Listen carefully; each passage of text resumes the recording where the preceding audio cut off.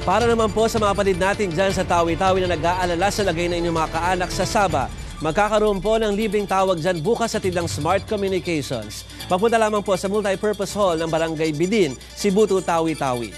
Chairman din po ng TV5 ang chairman ng Smart Communications na si Manny V. Pangilinan. Samantala, sa mga magsisimula ng negosyo, eto po ang isang tip. Mas kinakagat na raw ngayon ng mga tao ang ika nga business with a cause. Isang halimbawa nga nito yung mga negosyong makakalikasan. Walang nasasayang. Ito ang mantra ng negosyanteng si Roma Agsalud para sa kanyang mga produkto. Gamit ang mga retasong tela at mga patapong bagay sa bahay, gumagawa sila ng stuffed toys, keychain at iba't ibang aksesori. Tipid na raw sa puhunan, nagbibigay inspirasyon pa sa mga kliyente. When you go to schools and children see your items, maririnig mo sila, oh, I can also do this at home.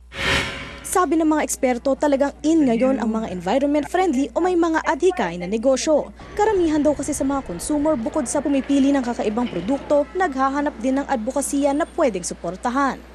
Don't look at the big business. There is a very strong movement to market products that actually solve poverty.